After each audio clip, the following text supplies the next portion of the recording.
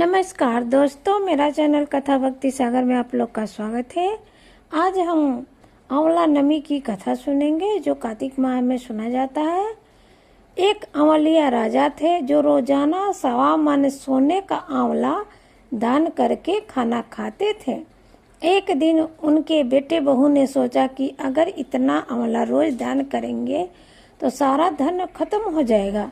बेटा बाप से कहने को गया, ऐसा तो सारा धन लुटवा दोगे, अब आंवला दान नहीं करना है। राजा रानी दुख के मारे उजाड़ खेत में जाकर बैठ गए। उन्हें वहां भूखे प्यासे बैठे हुए 7 दिन बीत गए। राजा आंवला दान नहीं कर सकता था और आंवला दान के बिना खाना कैसे खाए। तब भगवान ने सोचा कि अगर मैं इसका सत्य नहीं रखूंगा तो दुनिया में कोई मुझको नहीं मानेगा। भगवान ने राजा से सपने में कहा कि तू उठ और देख, तेरे पहले के जैसा ही राजठाट पाठ हो रहा है, आंवले का पेड़ उग रहा है।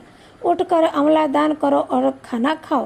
राजा रानी ने उठकर देखा तो पहले जैसा ही राजपाट और सोने का आंवला हो रहा था। वे लोग रोजाना पहले की तरह 1.25 मन सोने का आंवला दान करने लगे। उधर बेटे बहू के अन्नदाता से बैर पड़ गया।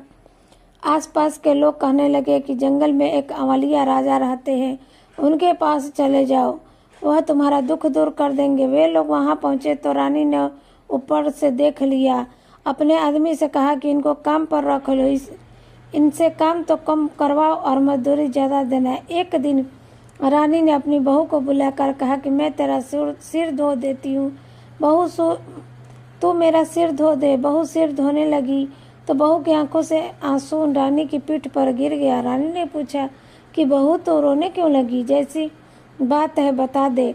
बहू बोली कि मेरी सास की पीठ पर भी ऐसा ही मासा था, वह भी 1.25 मन आंवला रोजाना दान करती थी। हमने उन्हें आंवला दान नहीं करने दिया और घर से निकाल दिया। तब सास बोली कि हम ही तुम्हारे सास और ससुर है, तुमने तो हमें निकाल दिया, लेकिन भगवान ने हमारा सत रखा है। भगवान जैसे राजा रानी का सत रखा वैसे ही सबका सत रखना कहते हुए हुंकारी भरते हुए सबके परिवार को सुखी रखना, संपन्न रखना।